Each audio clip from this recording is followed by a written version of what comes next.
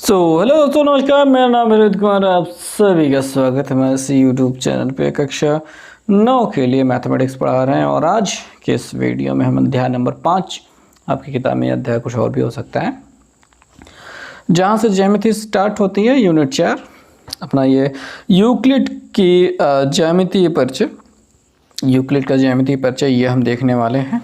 अब चलो ठीक है, इसमें देखो ज़्यादा कुछ जानकारियाँ नहीं है, ये एग्ज़ाम में आने वाली चीज़ें नहीं होती, लेकिन ये जानकारियाँ अगर आपको पता रहती है तो आप काफ़ी अच्छे फील करते हैं और बहुत से लोगों को ये बहुत नहीं पता होती है। तो ज्यामिति का मतलब होता है, देखो ये जो जियोमेट्री से मिलकर बना है। जियोमेट्री में दो शब्द, जियो होता है जिसका मतलब होता है पृथ्वी या भूमि, और मैट्रिन मतलब मापन, यानी भूमि के मापन से संबंधित जो भी अपना गणित होता है वो ज्यामिति या जियोमेट्री होता है। अब लगभग 300 ईसा पूर्व, 300 ईसा पूर्व का मतलब देखो, बात समझ लो भैया। मैं ईसा पूर्व को थोड़ा समझा देना चाहूँगा। देखो अभी चल रहा है सन 2023, ये जो होता है इसको ईसवी कहा जाता है, ठीक है। और ये ईसवी स्टार्ट होती है, ये माना जाता है जब ईसा मसीह का जन्म हुआ था, ठीक। तो उनके जन्म के साथ 1 जनवरी 2001 स्टार्ट हो गया था। 1 जनवरी सन 1 स्टार्ट हो गया था, अभी 2023 चल रहा है, ठीक। तो 2023 से पहले वाले जो साल होते हैं उनको ईसा पूर्व कहा जाता है। क्या कहा जाता है? ईसा पूर्व। अब यहाँ पे 300 ईसा पूर्व मतलब हो गया 2023, तो अभी चल रहा है इधर की ओर, तो और 300 साल और पहले, 2023 प्लस 300 साल, यानी इतने साल पहले। ईसा पूर्व का यही मतलब होता है, जब ये 1 जनवरी सन 1 था उससे पीछे चले जाइए। तो 300 ईसा पूर्व मतलब ये जब 1 जनवरी सन 1 था उससे 300 साल पहले, यानी टोटल अगर जोड़ा जाए तो 2323 साल पहले, ऐसा मामला समझ में आता है। तो 300 ईसा पूर्व मिस्र में अलेक्जेंड्रिया के एक विख्यात गणितज्ञ थे जिनका नाम यूक्लिड था। गणित के शिक्षक थे, यूक्लिड थे। इन्होंने अपने समय में ज्योमेट्री के बारे में बहुत सारी जानकारियाँ मतलब सोची समझी और इकट्ठा की, और एलिमेंटस नामक अपनी किताब में प्रकाशित किए। एलिमेंटस में 13 अध्याय हैं, भाड़ में जाए अध्याय, इनको मारो गोली, कोई काम का नहीं है, ठीक। तो यूक्लिड की परिभाषाएं, ढेर सारी परिभाषाएं आपको यहाँ पे थोड़ा बहुत देखने को मिलेंगी। तो इन्होंने कुछ थोड़े बहुत चीज़ें जो हैं समझ में आने लायक यहाँ पे देखो। एक ठोस मतलब सॉलिड, वो क्या होता है? ठोस का आकार, माप और स्थिति होती है, उसे एक स्थान से दूसरे स्थान तक सरलतापूर्वक ले जाया जा सकता है, ठीक। और इसकी परिसीमा पृष्ठ कहलाती है, यानी सरफेस। ओके, नहीं समझ में आया होगा तो मेरा कहाँ गया हथियार, मैं दिखाता हूँ। अब देखो, जैसे ये हो गया, इसे ठोस कहेंगे। अब इसके ऊपर वाला हिस्सा जो होगा यहाँ पे, ये सतह कहलाएगा, पृष्ठ, सरफेस। जैसे ये दिखाई दे रहा है, ये सतह है। पृष्ठ, सरफेस जो है, ये इसकी परिसीमाएं हैं। परिसीमाएं मतलब बाहरी हिस्सा। जैसे ईंट हो गई, उसके किनारे किनारे आपको केवल उसकी सतह दिखाई देती, ऐसे सतह दिखाई देती चपटी सी, इसको परिसीमा कहते हैं, यानी बाहरी किनारा कहते हैं। और इसको एक जगह से दूसरी जगह तक आसानी से ले जाया जा सकता है। तो वो तो हो गई भाई, अपना यही सारी छोटी मोटी चीज़ें इन्होंने हमें बताई हैं, ठीक।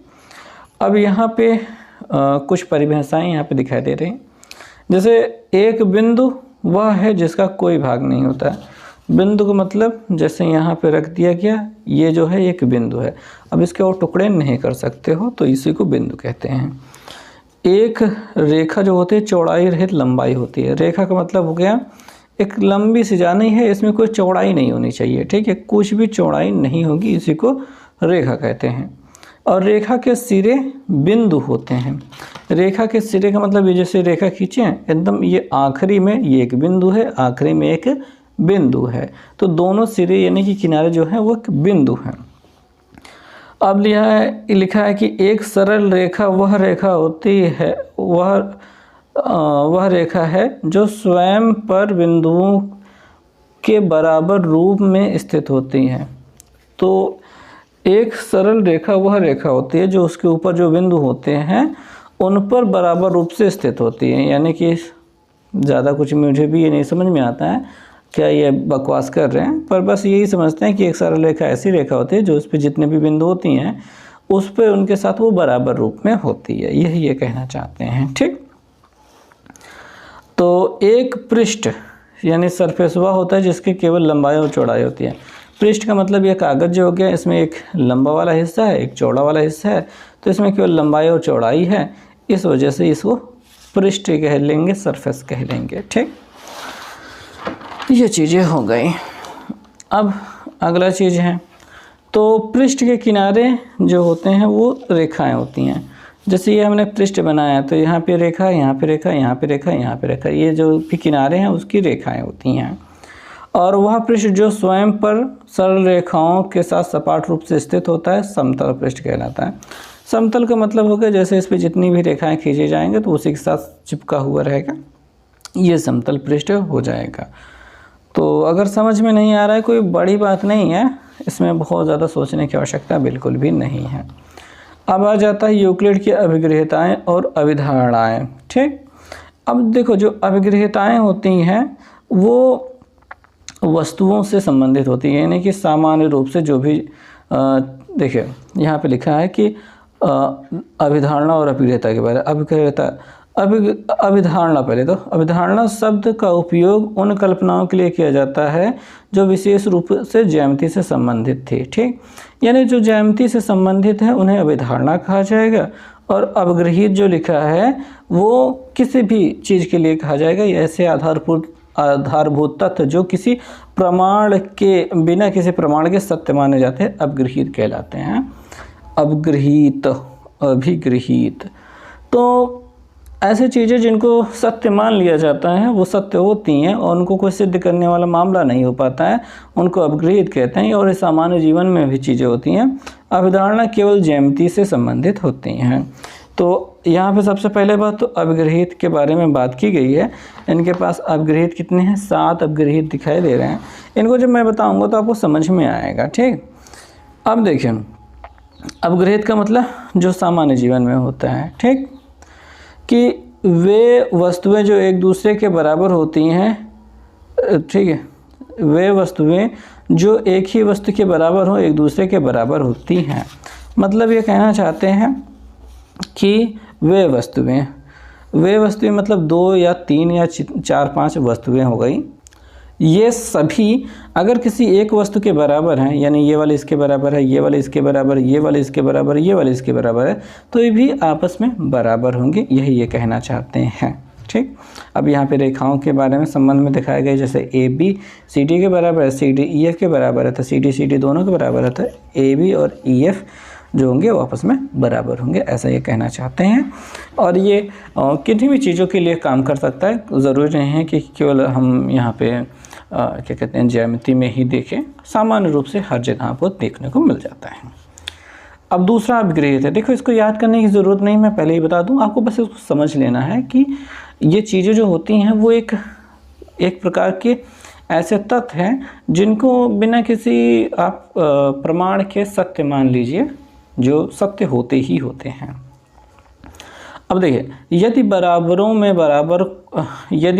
को बराबर में जोड़ा जाए तो पूर्ण भी बराबर होंगे। तो बराबरों में बराबर को जोड़ा जाए, यानी जैसे कि 2 चीज़ें हैं, ये दोनों बराबर हैं, या फिर 2 लड़के हैं, ठीक, इन दोनों के पास 4 लड्डू हैं। अब हम दोनों को 2 लड्डू और दे देंगे तो जो योगफल मिलेगा वो भी बराबर होगा। ठीक, यही ये कहना चाहते हैं, यानी बराबरों को जो भी वैल्यूज बराबर है में बराबरों को बराबरों में जोड़ा जाए तो 4 और 2 बराबर थे, 4 और 4 बराबर थे, इसमें बराबरों को यानी 2 को जोड़ दिया गया तो जो मिलेगा तो पूर्ण भी बराबर होते हैं, तो जो बाद में मिलेगा वो भी बराबर होगा। तो इसमें कोड से संबंधित बहुत सारे ये तथ्य भी काम करने वाले हैं। ठीक है, जैसे ये वाला मामला बनता है, जैसे ये दोनों आपस में बराबर है, इस चीज़ को इसमें जोड़ दिया जाए और इस चीज़ को इसमें जोड़ दिया जाए, वही सेम चीज़ है, दोनों में जुड़ रही है। तो ऐसे में जो ये बड़ा वाला और ये जो बड़ा वाला मिलेगा वो आपस में बराबर होगा। फॉर एग्जांपल ये 30 अंश का कोड है, ये भी 30 अंश का कोड है, ये 10 अंश का है। तो 30 और 10 जोड़ने पर ये पूरा हो जाएगा 40 का, और 30 10 जोड़ने पर ये हो जाएगा पूरा 40 का। तो 40 40 आपस में बराबर होंगे। तो यही ये कहना चाहते हैं, और बाकी कुछ कहने की आवश्यकता नहीं है। अगला हम देखेंगे, यहाँ पे कह रहे हैं कि यदि बराबरों को बराबर में घटाया जाए तो शेषफल भी बराबर होगा। यानी कि दो चीज़ें हैं, जैसे 4 और 4 हैं, इसमें से 2 2 घटा दिया जाए तो जो मिलेगा वो भी आपस में पहले से ही बराबर होगा, ये कहना चाहते हैं। और चौथा है, वे वस्तुएं जो परस्पर एक दूसरे के संपाती हैं, एक दूसरे के बराबर होती हैं। संपाती का मतलब सेम टू सेम, जैसे एक लाइन ऐसी है, उसी के ऊपर दूसरी लाइन है और उसी के पूरा पूरा बराबर है, तो वे एक दूसरे के बराबर होंगी। ठीक है, बराबर है तभी संपाती है, संपाती है तभी बराबर है। ठीक, ये होगी बात। और पांचवा, संपूर्ण भाग अपने भाग से बड़ा होता है। इसका क्या मतलब हो गया, एक कोई चीज़ है, जैसे एक रोटी है, ठीक, तो ये संपूर्ण भाग क्या है, ये संपूर्ण भाग है, संपूर्ण है। अब संपूर्ण भाग अपने भाग से मतलब अगर ये पूरा संपूर्ण है तो इसका छोटा सा टुकड़ा काट के निकाल लिया जाए, ये वाला, या फिर बड़ा टुकड़ा निकाल लिया जाए, ये वाला, तो जो भी ये दोनों टुकड़े होंगे वो बड़े वाले से क्या होगा, छोटे होंगे, और बड़ा वाला यानी संपूर्ण भाग अपने भाग यानी अपने टुकड़े से बड़ा होगा। यही ये कहना चाहते हैं। ठीक, तो यहाँ पे जो बड़ी वाली चीज़ है उसमें से छोटा अगर निकाला जाए तो छोटा वाले से बड़ा, मतलब जो पहले था वो बड़ा ही रहेगा। ठीक, यही ये कहना चाहते हैं। ओके, छठवा है, अच्छा इसमें एक श्लोक मुझे याद नहीं आ रहा है, संस्कृत में मुझे याद नहीं आता, लेकिन ईश्वर के बारे में ये कहा जाता है अपने हिंदू मान्यताओं में कि ईश्वर ऐसा है कि उसके अगर कुछ टुकड़े करके निकाल भी दिया जाए तब पर भी वो अपने में पूर्ण रहेगा। ठीक है, संपूर्ण रहेगा, तो उसमें से कुछ निकलेगा नहीं, मतलब ऐसा कुछ बड़ी बात कहते हैं जो हाँ थोड़ा सा समझ के परे है। चलो आगे चलते हैं।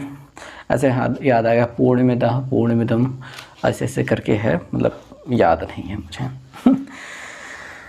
पर खतरनाक बातें सोचते थे लोग, अभी भी सोचते हैं, और बहुत खतरनाक चीज़ें बनती हैं ऐसी। यही सारी मान्यताओं पे आधारित होती है ना पूरी चीज़ें। यहाँ तक मैंने अभी तक यही समझा है कि सब कुछ विचार हैं भाई। ये धरती पे जो कुछ भी मिलता है, जो कुछ भी बनता है, वो सब विचार हैं। अगर आप किसी भी समस्या के बारे में सोचेंगे तो एक विचार आएगा मन में कि ऐसा कुछ कर लिया जाए तो उसका उत्तर मिल जाए, तो वो विचार अपने में एक मतलब बेहतरीन चीज़ होती है। वही विचार, वही आइडिया आपको जीवन में अनंत ऊंचाइयों तक पहुंचा सकता है। सारे बिजनेस जो होते हैं वो एक आइडिया पे काम करते हैं। जितने भी बिजनेस चल रहे हैं, जो भी आप सामान खरीदते हो, जो कुछ भी है, वो सब एक आइडिया पे चल रहे होते हैं। और वो आइडिया ऐसे खाली पीली बैठे बैठे अचानक दिमाग में आ जाता है, और उसको प्रयोग करते करते लोग आगे बढ़ जाते हैं। जैसे मैं बैठा था और मेरे मन में आया कि मुझे वीडियोस बनानी चाहिए, मुझे पढ़ाना चाहिए, तो मैंने पढ़ाना शुरू कर दिया यूट्यूब पे, और आज 20,000 सब्सक्राइबर होने को हैं। तो हालांकि ये बहुत बड़ी चीज़ तो नहीं मिली है, पर प्रयास तो जारी है। तो चलिए प्रयास आगे भी जारी करते हैं।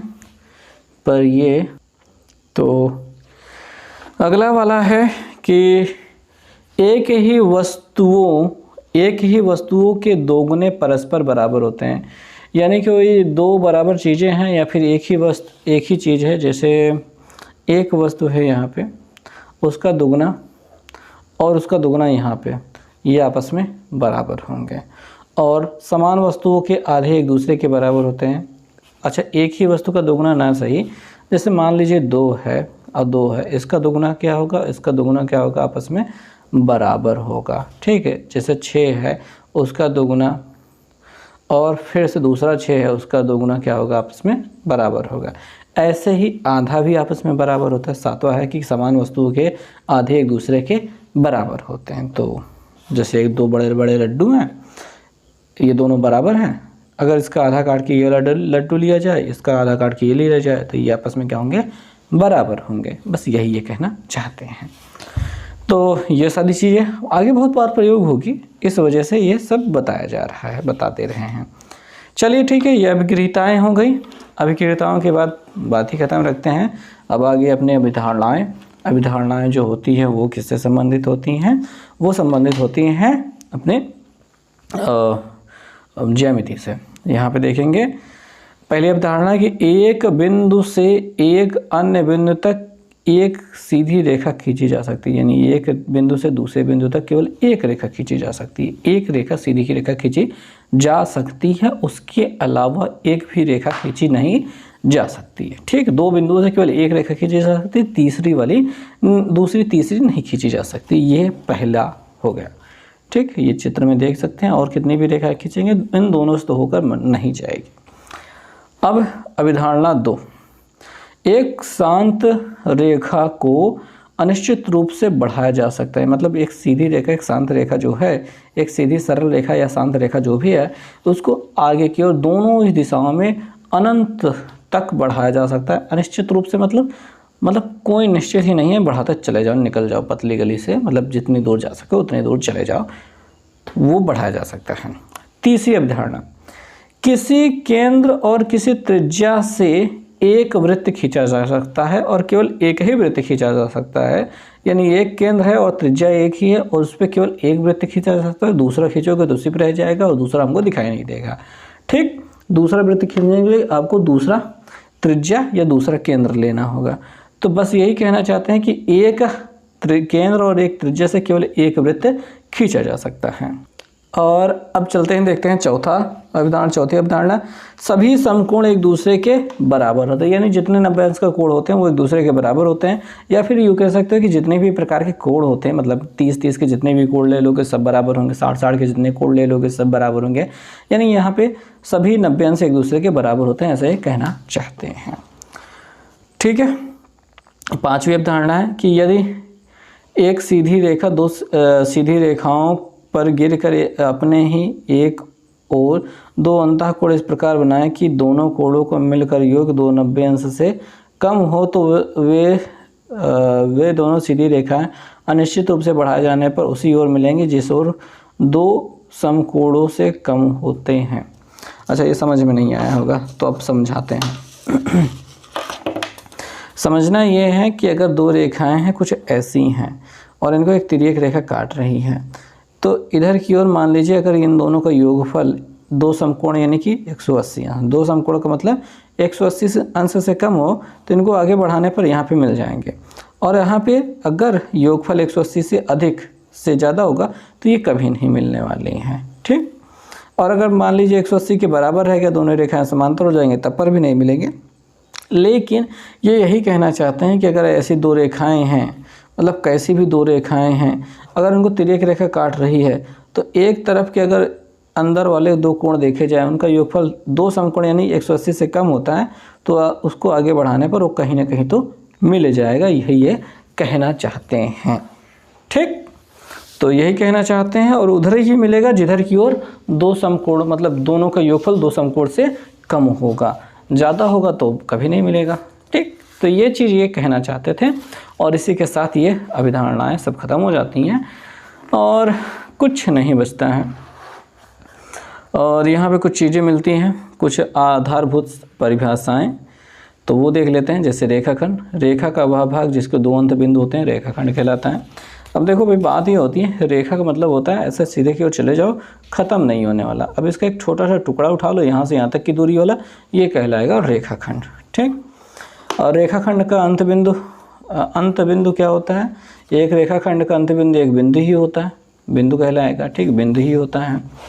रेखाखंडों की सर्वांग समता, ठीक है, दो रेखाखंड AB और CD सर्वांग सम होते हैं यदि उनके यदि एक को दूसरे पर अध्यारोपित करने पर वह पूर्णतः आच्छादित कर लें, यानी कि सर्वांगसम होंगे एक रेखाखंड दूसरे के। अगर एक को दूसरे के ऊपर रखा जाएगा तो ये दोनों एक दूसरे को आच्छादित कर लें यानी ढक लें।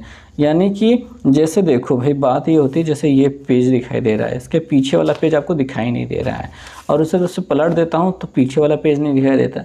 इस चीज़ को कहते हैं पूरी तरीके से आच्छादित कर लेना या ढक लेना, या फिर संपाती कहा जाता है। तो वे दोनों दो रेखाखंड सर्वांग तब होंगे जब एक दूसरे के मतलब रखने पर एक दूसरे को आच्छादित कर लेते हैं और पूर्णतः ढक लेते हैं, यानी कि बाहर नहीं दिखाई देते हैं। अब बात कर लेते हैं किरण की। किरण क्या होता है? रेखा का वह भाग जिसका एक अंत बिंदु होता है किरण कहलाती है। जैसे मान लीजिए ये दोनों तरफ तीर बना हुआ है, एक से शुरुआत हो रही है और एक का अंत नहीं हो रहा, आगे और बढ़ती चली जा रही है, तो इसको किरण कहा जाता है। ठीक। और विपरीत किरणें कोई बड़ी बात नहीं है। विपरीत किरणें क्या हो सकती हैं? एक ही इधर की ओर जा रही है, एक ही इधर की ओर जा रही है, बस दोनों की दिशा अलग अलग है। तो अब हम देखते हैं संरेख बिंदुओं को। संरेख बिंदु किसे कहते हैं? देखिए, तीन या तीन से अधिक बिंदु अगर एक ही रेखा पे, जैसे 1 2 3 ऐसे तीन एक ही रेखा में है, तो इनको संरेख बिंदु कहते हैं। प्रतिच्छेदी रेखा, तो रेखाएं एक दूसरे को कहीं पे काट रही किसी एक बिंदु पर, तो प्रतिच्छेदी रेखाएं हो जाएंगी। ठीक है।